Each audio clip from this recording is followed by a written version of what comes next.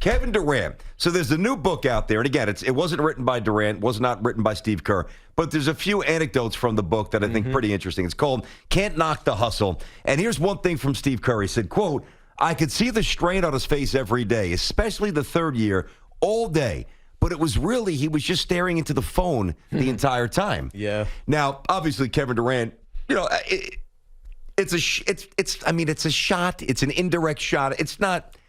Yeah, if I'm Kevin Durant, that would probably bother me as well. Yeah. A little bit. Well, he's talking about social media. Correct. The sensitivity that we all know Kevin Durant has towards trolls or whoever, even if it's those that are lauding him on social media. Yeah. And he's always in his phone all the time. When we know famously he had a burner account where he could kind of combat that stuff. He chased me down. That's right. But He tweeted at me 7 times. But he did it with his actual account. But then we said, come on the show. He's like, nah. He wasn't no part of that. Nah. I really wish he would have came on. Yeah. Would have gave him a good chance to speak. He likes to interact. Either fight it or co-sign it or whatever. He likes to interact.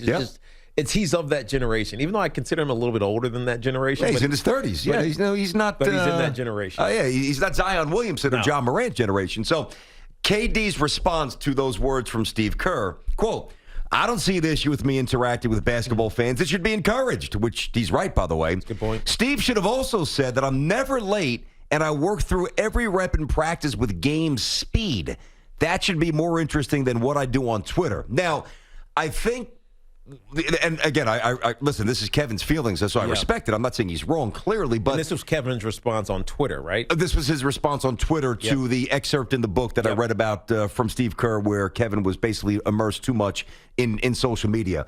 And, I think Kevin took one slight or perceived slight and then positioned it pertaining to the game of basketball when all Steve Kerr has ever done is just distribute glowing reviews about Durant on the court and the practice court. I think KD got sensitive He did. regarding this quote, because I can imagine that Steve Kerr was just simply asked, from your experiences, how did KD handle the criticism that he gets? Yeah. And that's not just from any failures, even though there weren't many when he was with the Golden State Warriors, but likely no beef with Draymond. That was pretty much it. Only flare up. But that was at the end. But it's probably more coming over from Oklahoma City to the Golden State Warriors, a team that had just beaten them in the Western Conference Finals. Like that generated a lot of criticism for KD. And justified. And of course that's a fair talking point. Of course it is. Every fan who is cynical about the motives of players, of course they're going to, of course. Yep. And so if he's asked directly about this, it's not like, I don't know. This book is called Can't Knock the Hustle. I don't know what the question was that this author asked of Steve Kerr, but I don't think he asked Steve Kerr, hey, what could make Kevin Durant a better player? And he was like, man, he could be great, but he's got his nose in the phone all the day. Exactly. I can see him. It's hindering his work ethic. That wasn't the question. I think he was asked specifically about Kevin Durant, the person, as it pertains to social media interaction. And he gave what I think is an accurate answer. Sure. And again, I don't know KD at all, but it is what it is. Mm-hmm. But at the same time, Kevin Durant's the best player on the planet right now. Yep. You know what I mean? Yep. So, and Steve Kerr, as you mentioned, has said that numerous times. He's always given him love. He's skilled than Michael Jordan. He just said it last week.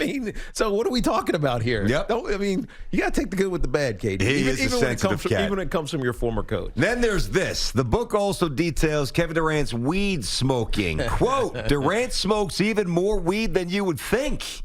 I was at his house at 1 o'clock in the morning once. The entire place just reeks. First of all, Ben, you kind of ratting the guy out. Like, you write in the book, Kevin opened the door to his home, let you in. Yeah. And not that it's a big deal, but, anyway.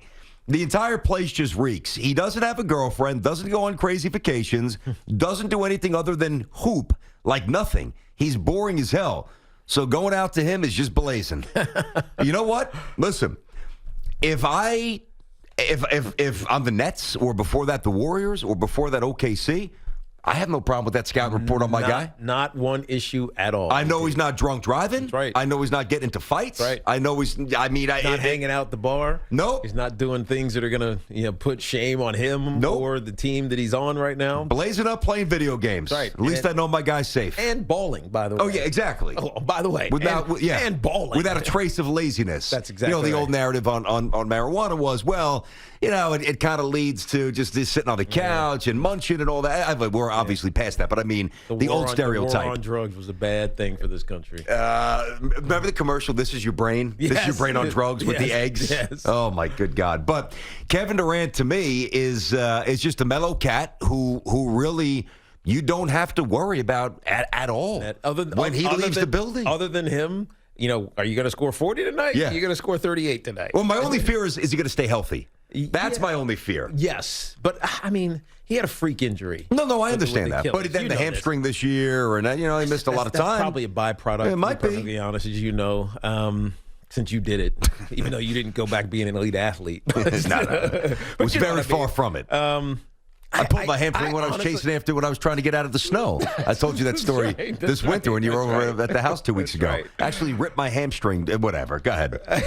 My point this was this winter, by the way. There's nothing that I can think of to complain about Kevin Durant. Nothing. Except the sensitivity, which I don't even care. I'm talking about if I am a basketball fan. If you're his employer. His employer or a fan of the team that's employing him. The only thing, yes, that's the caveat. The team employing him. Yes. Because if you're just a fan of the game, you can take issue with him joining the team that beat him. And we've had those conversations. And how about this? Will he now bounce on the Nets? Because he now has a volatile or transient, probably a better way, a transient resume where every couple of years he's starting to bounce. And I don't begrudge him for that. But if I'm a Nets fan, just don't be surprised if when he opts out and he goes somewhere else. Yeah, win me a championship. If he does. Win me a championship before you go. Then go wherever you want.